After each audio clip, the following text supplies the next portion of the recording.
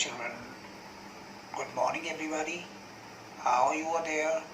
I hope all are fine. Okay. Now children, in your class 8, and this is for both the sections, section A and section B, right? So under class A we have been given a particular syllabus for online classes, and in that segment we have been given grammar also in particular. So I would like to begin with the session, session 2020-21 through online classes with the very first chapter of topic for you people, and that is grammar, right? Under grammar I have chosen sentences and clauses for you people. I hope you understand. Under grammar we'll be taking up sentences in the beginning. You know, sentence, if I ask, sentence is a group of words, right? And that makes a complete sense. If you're getting a sense out of certain words, mixing together, putting together, that becomes a sentence. In short, what you have to know that if somebody asks you what is a sentence, you can reply that a sentence is a group of words. And what is a word? If I ask, okay, a word is a group of letters, right? And a letter, as far as letter is concerned, you know that in our English alphabet we have 26 letters, right? A, B, C, D, E, and dot, dot, dot. And out of these 21, they are known as consonants and 5 are vowels. That you know, this is the basic of English. Well, today I'm talking about sentence, and as I told you, the sentence is a group of words, right? And unless it gives a meaning, unless it is meaningful, it is not a sentence. If it is meaningful, if it gives a sense, it is a sentence. And don't get confused over sentences and tenses. Tenses is a different thing, and I'm talking about today, that is sentences. Okay. Now, if I ask you, or if I tell you to remember how many types of sentences are there, basically you can reply that there are 4 types of a sentence, okay? Kinds of sentences. Like we have statements, we have, questions, we have imperatives and exclamations. These are the 4 kinds of sentences. And out of these, if I ask questions, you can easily identify them because they get a question mark at the end of a sentence. So that you can easily identify that it's a question. Then let's talk about statements and imperatives and exclamations. Okay. So before I start, as far as statements are concerned, let me give you, there are certain categories out of statements. We have different mood of statements. So we have, under statements, we have greetings, we have response to that greeting, then we have an offer, and then acceptance of that offer. We have to give advices sometimes, we have to give information sometimes, we have to make requests or some certain, sometimes we do need some permission to go somewhere or to enter somewhere. Then we have, to apologize sometimes. Sometimes we agree, sometimes we disagree. So there are different moods under this heading, statements. Well, I would like to give you examples of these things, like greetings. When we meet in class in the morning or whenever we meet, we just greet one another by saying good evening or good morning, and sometimes you do introduce yourself and say that I'm Sarla and I'm glad to meet you. So it's a statement. It's a statement actually. Or suppose if you're making a request like please do me a favor and put the suitcase here. So you're requesting somebody. So this is the example of statements under different moods. Sometimes you say, I'm sorry, but I think those facts are not correct. Disagree. I mean, you are in a mood of being disagree. So, the way you expresses yourself, you express yourself, that is important. So, statements depends on the mood of the speaker. And then comes the next, that is questions or interrogative sentences in your language that you understand. If I ask you, you simply say interrogative sentences, but we hardly say a question statement. Statements or question or imperatives we hardly know these sentences or the types of sentences through their original names, because we are always in the habit of calling them by their uses, like questions. We call them interrogative sentences, right? Here in this question also we have certain moods, and almost all the moods are available in this segment also. The moods which were available in statements, in the same fashion we do have the moods in question section also, right? Like if you ask somebody, how do you do, sir, how are you? So what is there? You're asking something, and at the same time your intention, your mood is to greet somebody. While greeting somebody, you are asking. You are saying that how are you and how do you do, like that. Then you can say, could you please put that bucket of water in the bathroom? You are requesting somebody to do something. So you're making statement, but then at the same time you are making question. Though it's a polite question, but then it's a question, so it comes under the segment question. The same way we have exclamation, but in exclamation we have limitations of moods actually. Like when we disagree, we simply say, I'm sorry, but I think those facts are not correct. Then we have sign of exclamation.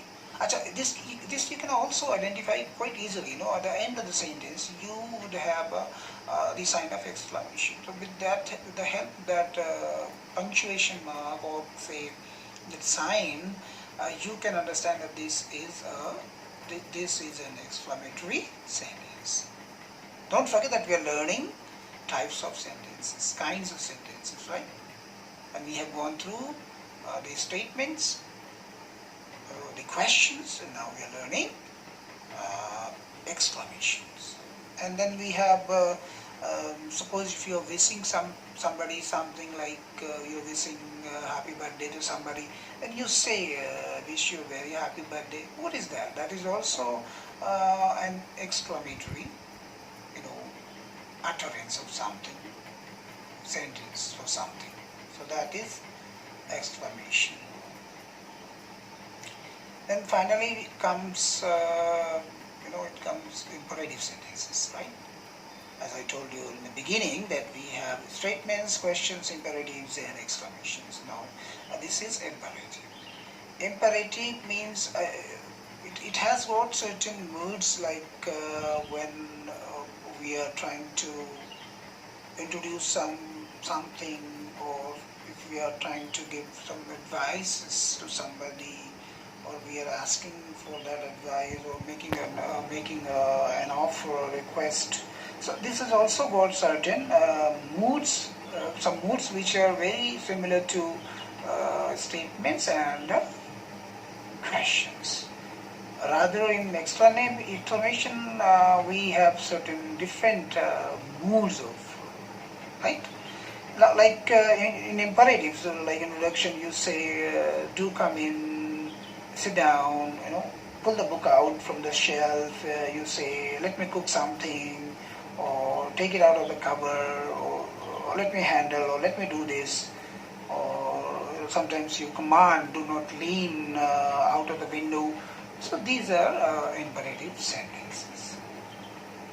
So in the beginning, today I'm trying simply to make you understand that the kind of sentences are these, and they have been given certain names, and they have got certain moods, and they have some common moods as far as statements, questions, and imperatives are concerned.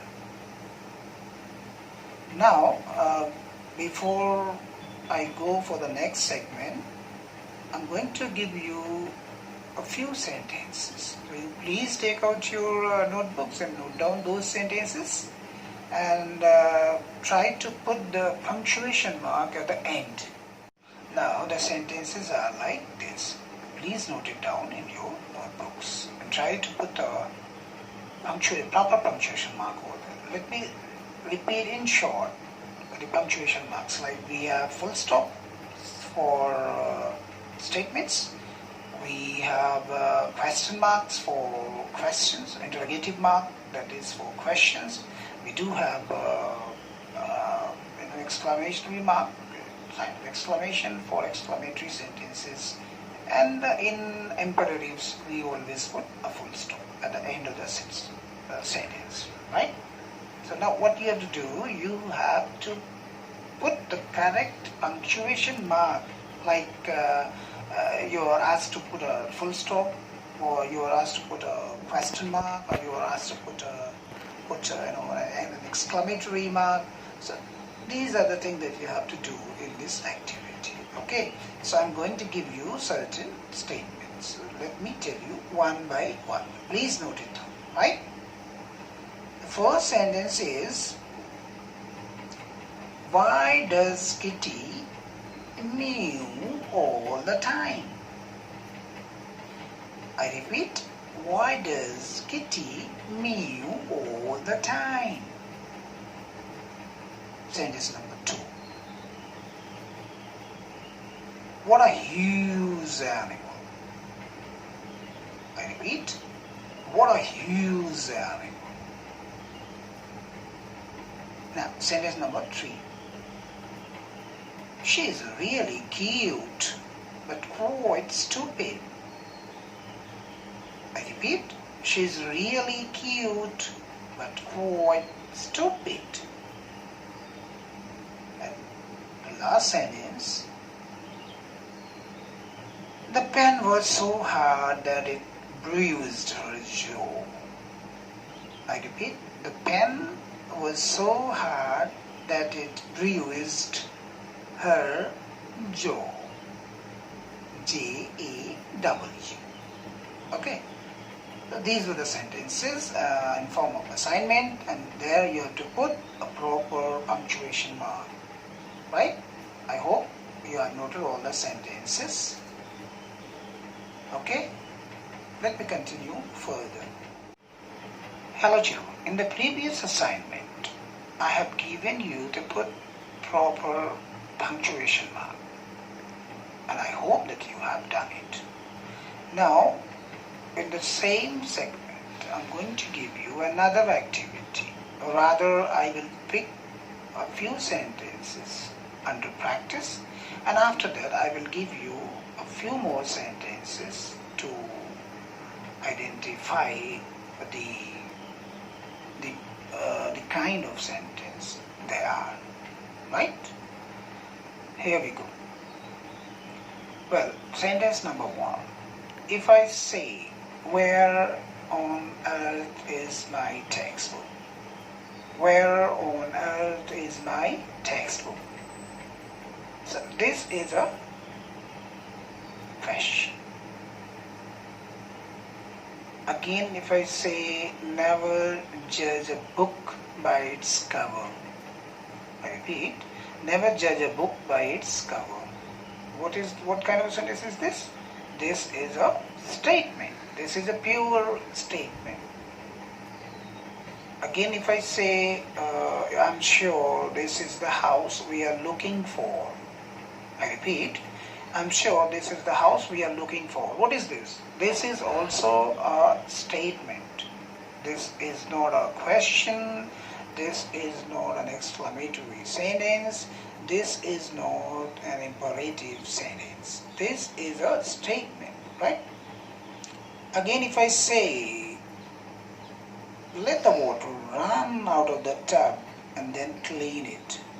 I repeat, let the water run out of the tub and then clean it. What is this? This is an imperative sentence, right? What is this? This is an imperative sentence, okay? Again, if I say, Ashok looks like his father and his brother. I repeat, Ashok looks like his father and his brother. What kind of a sentence is this? This is a statement. This is purely a statement. Right?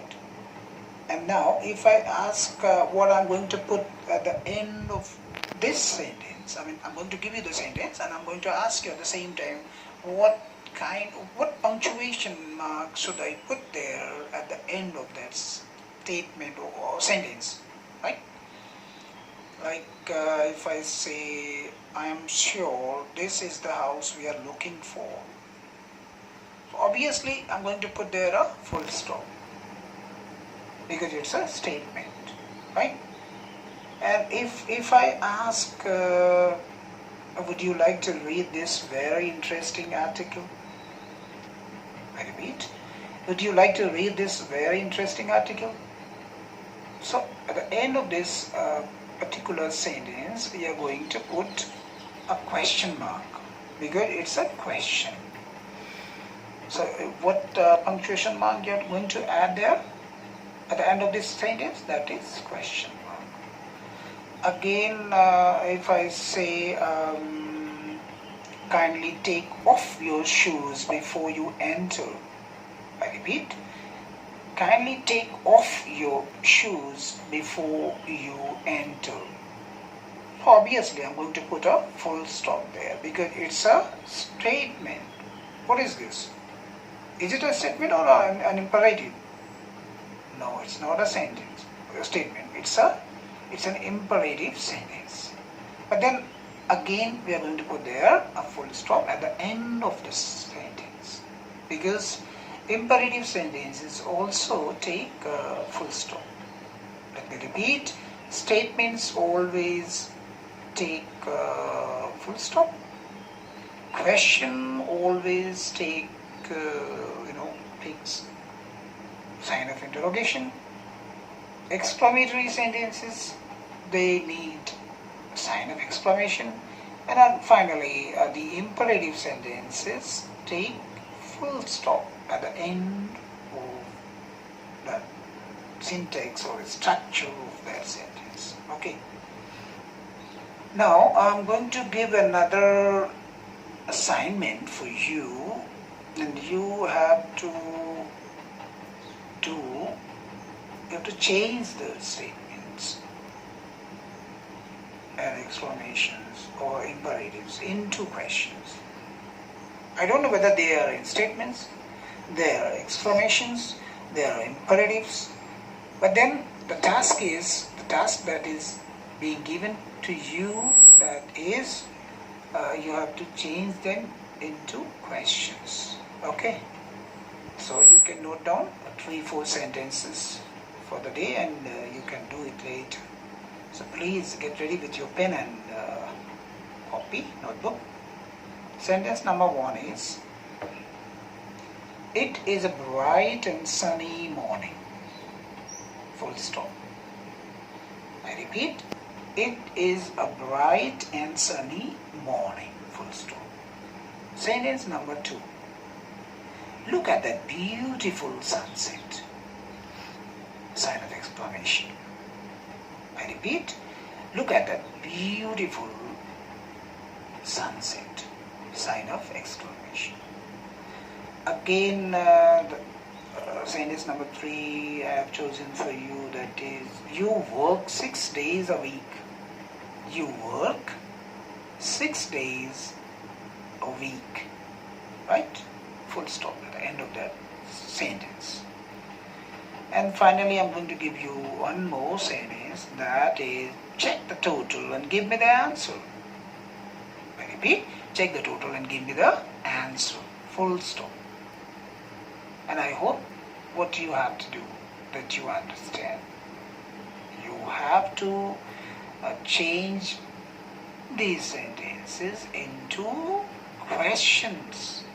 I mean, I'm going to see sign of interrogation in all these 4 sentences that you have to deliver, right? So with this, I come to an end of sentences, as far as sentences are concerned, and thank you very much.